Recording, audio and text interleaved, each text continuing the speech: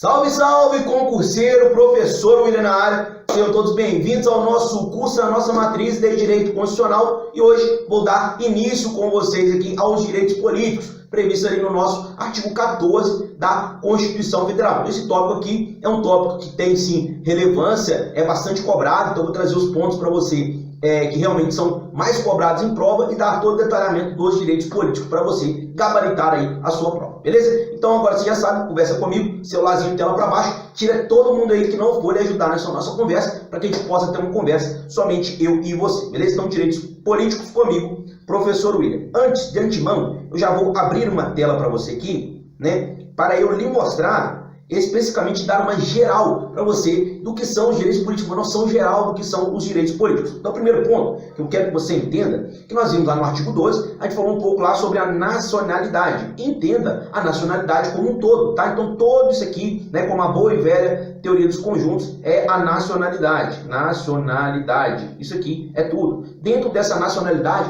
nós teremos aqui o brasileiro que é nato, por exemplo. Aqui nós teremos o brasileiro naturalizado. E aqui nós teremos o direito de ser cidadão, tá? O cidadão é uma parte que está aqui dentro, ó. O cidadão, ele está aqui, ó, uma parte. Cidadão. O cidadão é uma parte que está dentro aqui, quando você fala da nacionalidade. Então, é correto afirmar numa prova, por exemplo, isso é básico do direito constitucional, dos direitos políticos. É correto afirmar que todo nacional é um cidadão? Errado. Essa informação está errada. Simplesmente porque nem todo nacional é um cidadão.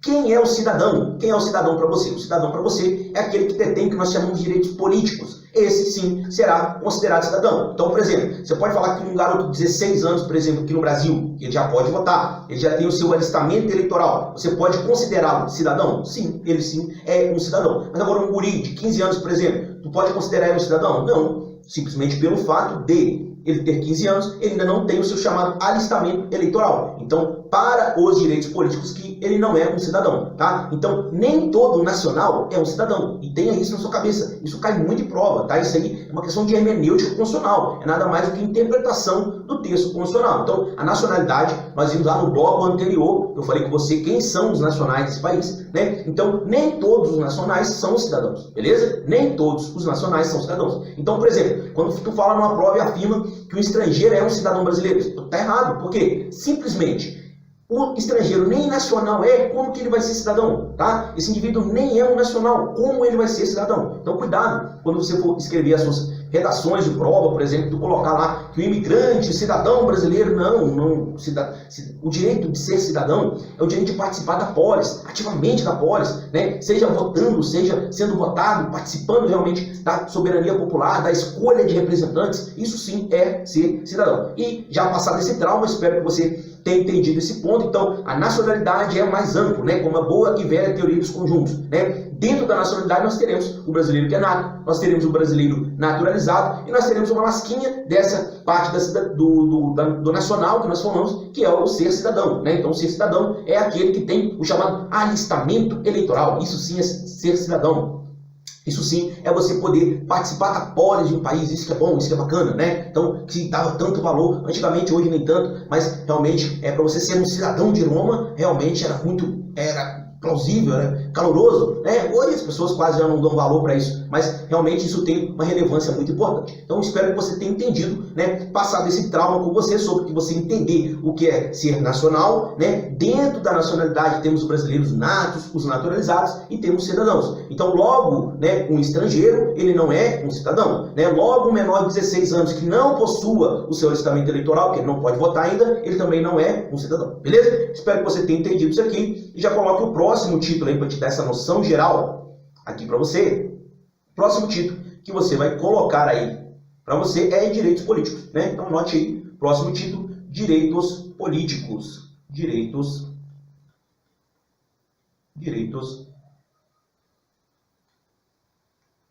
políticos. Direitos políticos. Tá? O próximo título, direitos políticos. Então agora tu já sabe quem é o cidadão, né? Tu já sabe quem é o cidadão, né? Aquele que participa de alguma forma da polis, né? Então aqui dentro dos direitos políticos eu quero que você faça uma pequena divisão. Por quê? Nós teremos direitos políticos que são ativos, ou chamados de positivos, não sei como a tua banca vai trazer, tá? Então ela pode falar direitos políticos ativos, e nós temos direitos políticos passivos, direitos políticos passivos ou negativos, não sei como a tua banca vai trazer. Então, traduzindo, dentro dos direitos políticos, tu já sabe quem é um cidadão. Então nós temos direitos políticos ativos, né, ou positivos, e nós temos direitos políticos passivos ou negativos, tá? Então, dentro desses direitos políticos ativos e passivos, o que é um direito político ativo, positivo? É o direito de você poder votar, tá? Isso aqui é você poder votar. Isso é um direito político ativo. E nós temos direitos políticos que são chamados de passivos. O que seria um direito político passivo? Aqui é você ser votado, ser votado. Então você pode votar ou você pode ser votado. Então você pode ter um direito, né? Ora, você pode ter um direito, ter o direito político ativo, e você pode não ter um direito político passivo. Igual, por exemplo, um garoto de 16 anos, ele tem um direito político ativo, que ele pode votar, caso ele tenha o seu alistamento eleitoral, mas ele não tem um direito político passivo, porque é uma condição de elegibilidade ele ter no mínimo de 18 anos, dependendo do cargo, né? Igual vereador, por exemplo. Tá? Então você entendeu que nesse momento agora que nós temos direitos políticos, você já entendeu quem é o cidadão, nós temos direitos políticos ativos ou positivos, é o direito de poder votar, nós temos os direitos políticos chamados de passivos ou negativos, que é de ser votado, né, neste caso específico. Dentro dos direitos políticos passivos, né, coloque aí para você, nós temos mais uma mitose, mais uma divisão aqui, que nós temos direitos políticos passivos, né, positivos, né, e nós temos direitos políticos negativos, tá? Dentro dos direitos políticos passivos, então nós temos mais uma divisão, né, que é os direitos políticos positivos e os negativos. Quando você fala do positivo, é as condições de elegibilidade.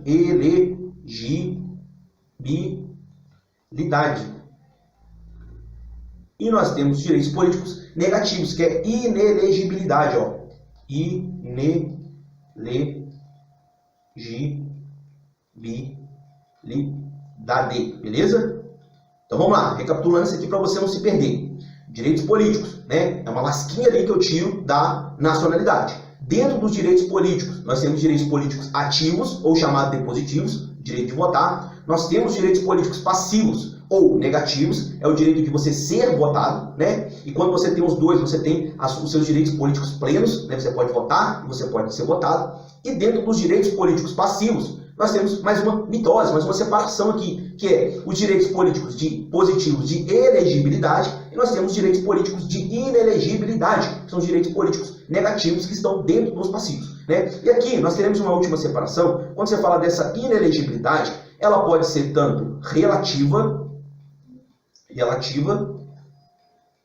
ou ela pode ser absoluta,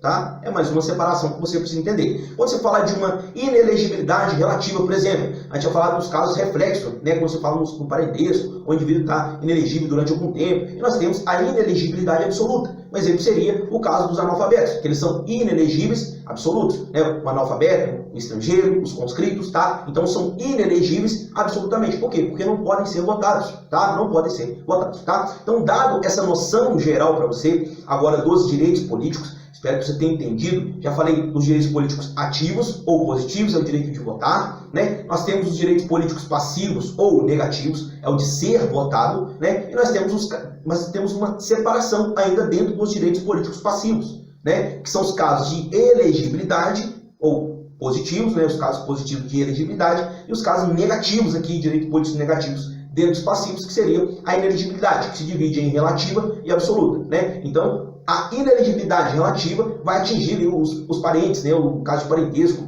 da inelegibilidade reflexa, tá? A gente vai falar disso posteriormente com você. E o caso de inelegibilidade absoluta. O que seria essa inelegibilidade absoluta? É aqueles que não podem ser elegíveis. É o caso ali do estrangeiro, do conscrito, do analfabeto. Tá? É continuação agora para você aqui nos direitos políticos, depois dessa prévia introdução que eu já trouxe para você. Beleza? Então, vem lá. A soberania popular será exercida pelo sufrágio universal, pelo voto direto e secreto, com valor igual para todos nos termos da lei, mediante, né? Nós teremos aqui o plebiscito, nós teremos o referendo e nós teremos a iniciativa popular, né? Então nós temos o sufrágio universal, que é chamado de voto, né? E no Brasil nós temos o voto, né? Nós temos ele de forma direta e nós temos o aqui de forma indireta. A nossa democracia é exercida tanto de forma direta quanto de forma indireta, tá? Então, quais são aqui, como vai ser exercida a nossa democracia de forma direta? Então, nós teremos aqui o plebiscito, né, que já está na sua tela, o referendo e a iniciativa popular, né? Já a nossa democracia indireta, ela é feita pela escolha de representantes, ou chamada de democracia representativa, tá? Então, nós temos aqui, na nossa democracia, ela pode vir na sua prova chamando de híbrida ou mista, seria a mesma coisa. Por quê? Simplesmente nós temos uma mistura. Ora, a nossa democracia ela vai ser direta e ora, a nossa democracia será indireta, tá? E o voto, William? E o voto é a forma que nós exerceremos o nosso direito de escolha, tá? Então, o voto, ele vai ser o voto que ele é periódico, direto, secreto e universal. Ele vai ser exercido tanto nos termos da direta, que seja por plebiscito, referendo e iniciativa popular, como o voto também vai ser usado na democracia indireta, que seria ali pela escolha de representantes. Você votar lá desde vereador até presidente da república, governador, o Senado, deputado, por aí vai, né? Então, existe aí cargos, infinitamente cargos aí eletivos, beleza? Então, espero que você tenha entendido esse inicial. Então, a nossa democracia, para a sua prova, né, ela pode ser ora direta, ora indireta. Isso aqui você vai chamar de híbrida, tá? Então, a nossa democracia, ela é híbrida, tá? Híbrida, se vier na sua prova mista, tá? E logo que a doutrina traz outros nomes, como Pedro Lenza fala e outros, né? Então, pode ser híbrida, mista, ou até mesmo semidireta ou semi-indireta, tá? Tudo aqui seria a mesma ideia, tá? Tudo aqui seria essa mesma ideia. Espero que você tenha entendido essa parte inicial. E quando a gente fala do voto, né? Aqui eu quero falar um pouquinho com você do voto, né? Então, o nosso voto, ele tem umas características, que seria o PSDU, que eu chamo de PSDU aqui, né, o mnemônico para você guardar. Então, o nosso voto ele é periódico, ele é secreto, ele é direto e é universal. Isso aqui, senhores, simplesmente é uma cláusula pétrea. Cláusula pétrea da nossa Constituição. Tá? Então, aqui nós temos uma cláusula pétrea da nossa Constituição. Traduzindo, o voto periódico, secreto, direto e universal não pode ser feito uma PEC para que se mude isso. Por quê? Porque simplesmente isso é uma cláusula pétrea, está petrificado ali na nossa Constituição Federal. Não pode ser mudado, beleza? A não ser uma outra Constituição Federal, mas dentro dessa não. Então, não pode acontecer uma proposta de emenda à Constituição para que isso seja mudado, beleza? Porém, eu quero que você coloque aí no detalhamento da sua prova que o voto hoje ele é obrigatório, né? O voto hoje ele é obrigatório e nós falaremos aqui as pessoas que são obrigadas a votar, né? Obrigatoriamente ele cumprir os seus direitos políticos ali do voto, né? Porém, o voto obrigatório, isso aqui é um ponto de prova, o voto obrigatório, ele não é uma cláusula pétrea. Então, logo isso pode ser mudado? Sim, né? Nós poderemos ter, por exemplo, o voto facultativo, e não há problema algum nisso, isso pode ser mudado, tá? Então, coloca aí, o voto obrigatório, né? Não é uma cláusula pétrea. O voto hoje ele é obrigatório, mas isso aqui não constitui uma cláusula pétrea. Não constitui cláusula pétrea. Não constitui cláusula pétrea da nossa Constituição, tá? Então não constitui uma cláusula pétrea da nossa Constituição. Beleza? Então vamos lá. Recapitulando o que eu falei para você aqui. Nós temos o nosso o sufrágio universal, que é feito pelo voto.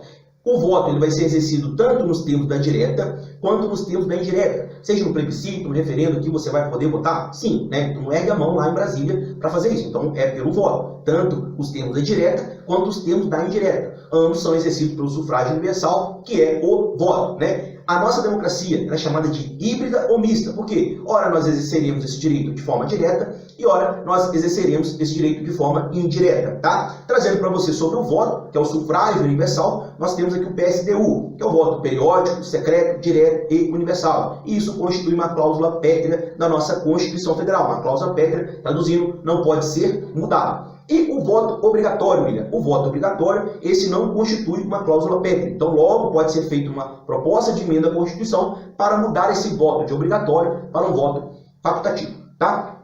Então, os termos aqui do artigo 14, a gente fala o quê? Quais são os termos aqui da direta? Que nós temos o plebiscito, o referendo e a iniciativa popular. Porém, a doutrina já trouxe para a gente que a ação popular também está entre os termos do objeto da direta. Tá? Então, ele não é trabalhado aqui, ele é trabalhado com você lá com uma ação popular, mas se vier na sua prova falando que é um desdobramento da democracia direta, né? Ação popular, vou colocar para você aqui, ó, ação popular, essa ação popular, você vai colocar como certo, tá? Eu prefiro trabalhar, né? Eu prefiro trabalhar ação popular lá como remédio constitucional. Prefiro trabalhar a ação popular ali como remédio constitucional, porque ela está lá junto com os remédios constitucionais. Mas doutrina escreve, meu filho. Então você tem que entender isso para sua prova. Né? Se vier na sua prova falando que a ação popular, né, ela é um dos termos da direta, você vai colocar como certo, porque esse desdobramento, como a doutrina, né, e alguns doutrinadores de corrente majoritária entendem dessa forma, e você vai marcar como correto. Beleza? Mas não está nos termos do artigo 14. Isso aqui está lá como remédio constitucional. Mas se vier na sua prova que é um desdobramento ali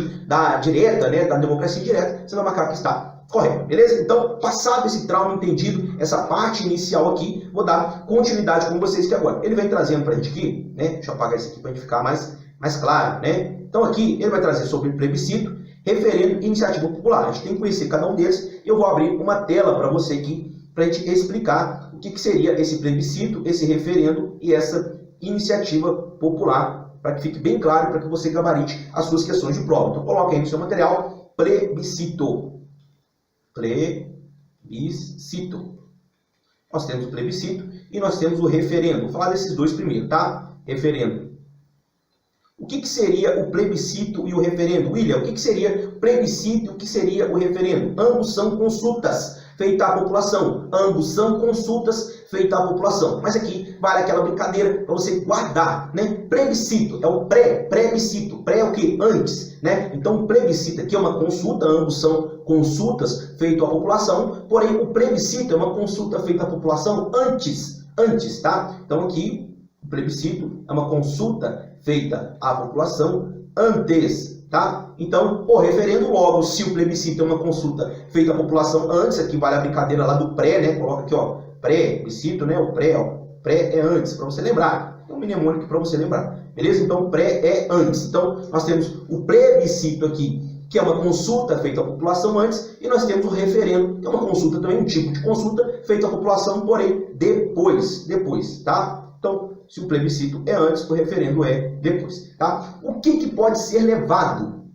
O que está nos objetos do plebiscito e do referendo? Eu já quero colocar para você aqui que está nos objetos, tanto do plebiscito quanto do referendo, vai ser um ato do legislativo, nós temos um ato aqui que pode ser do poder legislativo, e nós podemos ter um ato aqui do poder executivo, tá? Então pode ser do legislativo ou do executivo.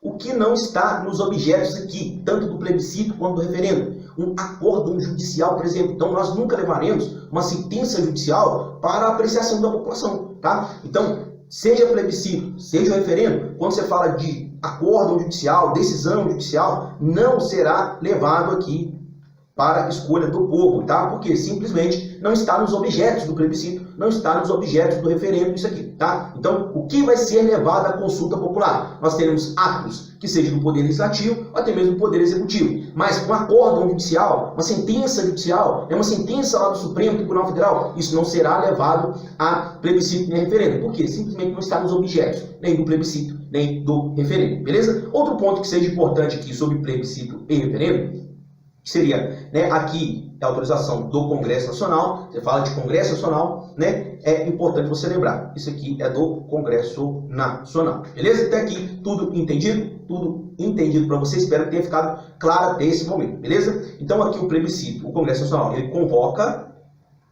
o plebiscito, enquanto o referendo, ele autoriza.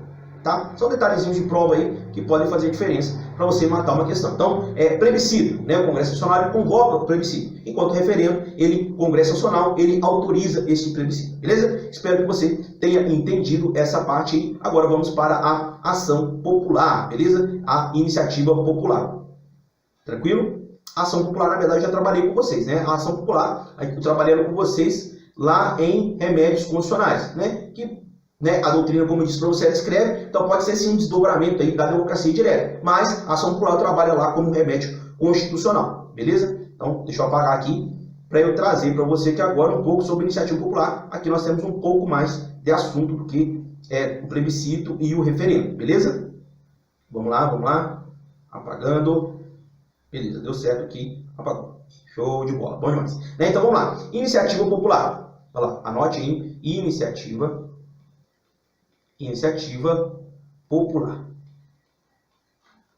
Primeiro, você precisa saber o que é uma iniciativa popular. William, o que é uma iniciativa popular. Eu não sei o que é uma iniciativa popular. Na verdade, isso aqui vai ser uma proposta, né, de uma lei que será feita pelo povo, né? Então, uma proposta de lei que o povo quer que seja feita, quer que seja julgada lá no Congresso Nacional, tá? Lá na Câmara dos Deputados, que é onde é apresentado a iniciativa popular. Então, o que é importante você saber aqui nesse momento? Primeiro, o que está nos objetos da iniciativa popular? Então, a iniciativa popular, ela vai ocorrer, lógico, isso aqui vem do povo, né? Um projeto de iniciativa que vem do povo, tá? Esse projeto que vem do povo, ele vai ser apreciado ou pode ser por uma lei complementar ou uma lei ordinária, tá? O que não está nos objetos da iniciativa popular, o que não foi dado para a população, o direito de fazer o quê? O direito de propor uma PEC, que é uma proposta de emenda à Constituição. Você vê isso direto aí no Jornal Nacional, né? O que seria uma proposta de emenda constitucional, né? Na verdade, é uma emenda que será feita à Constituição. E isso não foi dado à iniciativa popular, não foi dado ao povo, isso, o povão, né? Então, o povão, o que ele pode fazer? Ele pode propor, né,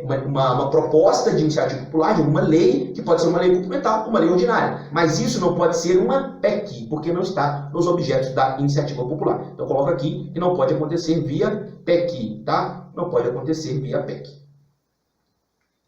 Isso aqui para nós, tá? Então, se vier na sua prova, os objetos da iniciativa popular, então, a iniciativa popular, o povo pode propor uma proposta de emenda à Constituição. Você vai marcar que está errado, porque simplesmente nós não podemos ter uma iniciativa popular via PEC, tá? E sim, via uma lei complementar, uma lei ordinária, não há problema algum nisso, beleza? Tá? Então, outro ponto aqui agora, pontos importantes sobre a iniciativa popular, quando você fala aqui no âmbito federal, beleza? O que é a Constituição regulamentou sobre a iniciativa popular em âmbito federal? Primeiro ponto que você tem que saber, que nós precisaremos aqui de 1% do eleitorado nacional. Eleitorado nacional. Eleitorado nacional. Então, para surgir, né, uma iniciativa popular, você precisa pelo menos escolher a assinatura ali de 1% do eleitorado nacional, tá? Para você propor essa iniciativa popular, para isso ir lá para a Câmara dos Deputados e ser apreciado ali pelos nossos queridos amigos deputados, né? Então você precisa de 1% do eleitorado nacional. Esse 1%, né? Aí você deve estar falando assim, pô, William, mas aí tá fácil. 1% do eleitorado nacional, eu vou lá na 25 de março, colho a assinatura de todo mundo e pronto, tá certo. Não, mas não pode ser isso, porque tem que ter um caráter nacional. E esses 1%, ele tem que estar dividido em pelo menos 5 estados, tá? Então esse 1% aqui, ele tem que estar dividido pelo menos em 5 estados. Para dar o quê? Para dar esse caráter nacional, né? Que realmente não está só no lugar, não está só no estado. Pelo menos 5 estados, tá? Eu devo ter pelo menos ali 0,3% de aprovação, né, das assinaturas em cada estado. Em cada estado. Beleza? Então vamos lá. Em âmbito federal, falou de iniciativa popular em âmbito federal. Nós teremos que ter pelo menos 1% do eleitorado nacional, dividido em pelo menos 5 estados, e nós teremos que ter pelo menos 0,3% em cada estado, tá? Então, aí você fala, William, beleza, iniciativa popular no âmbito federal eu já entendi, né? E no âmbito estadual? Tem? Sim. Nós temos também iniciativa popular em âmbito estadual. Porém, isso aqui, né, essa iniciativa popular em âmbito estadual, ficou a critério da Constituição do Estado. A critério da Constituição do Estado, né? E aí, cada Estado vai ter, logicamente, ali a sua proposta, como que vai estar na Constituição de cada Estado. E isso, logicamente, eu não trabalho com vocês dentro da Constituição Federal. Não há possibilidade de eu falar com você como que funciona a iniciativa popular dentro dos 27 estados do Brasil. Não há possibilidade, tá? Mas a Constituição Federal ela não regulamentou, beleza? Agora nós temos aqui o que regulamentou, vem no município, tá? Município. Então coloca aqui, ó. Coloca aqui, ó. Constituição do Estado. Isso aqui é Estado, beleza? Constituição do Estado. Então, a Constituição Federal não trouxe, né, a regulamentação da iniciativa popular no âmbito do Estado. Isso aí ficou a critério de cada Estado. É lógico que ele não pode contrariar a norma geral, você já sabe disso, que é a da Constituição Federal, é a norma máxima. Mas isso ficou regulamentado dentro da Constituição de cada Estado. E, logicamente, se o seu edital prevê a Constituição do Estado, isso será trabalhado com você aqui também. Tá? E se não prever, logicamente, isso não será cobrado na sua prova. Quanto no âmbito do município, a Constituição Federal já trouxe, já tratou sobre esse assunto. Né? Então, no município, nós precisamos de 5% do eleitorado municipal. Eleitorado, logicamente, municipal.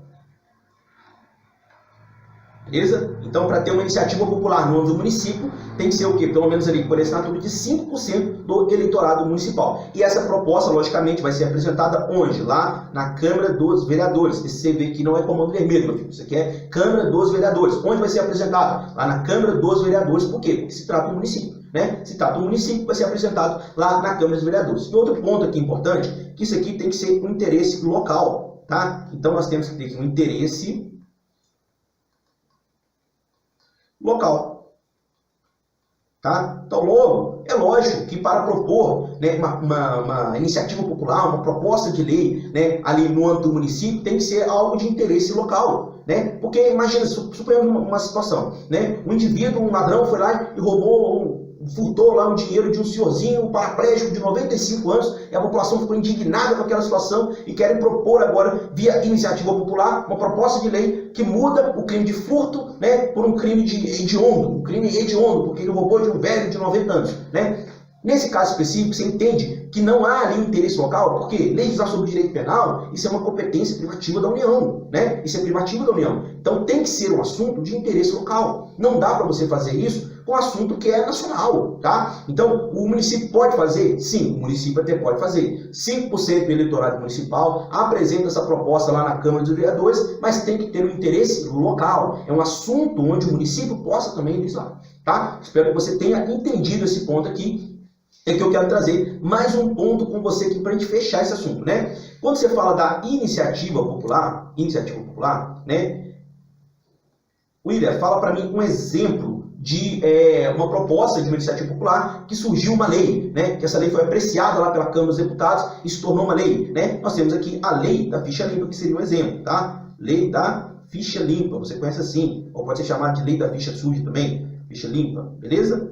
A lei da ficha limpa, tá? Então, a lei da ficha limpa é um exemplo de uma proposta de lei, né, que saiu de iniciativa popular, saiu do povão, foi lá para a Câmara, né, aí teve os trâmites normais e realmente virou uma lei, que é a lei da ficha limpa, tá? Então, essa lei, ela existe, mas é difícil, você perguntar para mim, William, é difícil você ter uma iniciativa, uma lei que seja aprovada via iniciativa popular? Às vezes é um pouco complicado, porque, primeiro, a Câmara dos Deputados ali, o Congresso Nacional como um todo, não está obrigado a aprovar essa proposta. Ainda que ela venha da população, venha de uma iniciativa popular, ele vai o quê? Ele vai apreciar aquela proposta, que muitas vezes ela vem como um diamante, né, bruto, né, tem que ser lapidado, muitas vezes vem do povo, né, então tem que ser algo que tem que ser lapidado, né, mas a Câmara dos Deputados, ela está obrigada a aprovar esse projeto só porque veio da população? Não, vai correr como uns trâmites comuns, dos outros normais, né, Câmara, Senado, CCJ e por aí vai, tá? Então, essa lei, ela não está vindo só porque ela veio de uma iniciativa popular, isso pode ser questão de prova para você, né, só porque ela veio de uma iniciativa popular, não quer dizer que ela tenha a obrigação ali de ser aprovada, tá? Então, ela vai vir de uma iniciativa popular, mas ela pode ser aprovada e pode não ser aprovada, vai correr ali os trâmites normais, beleza? Então,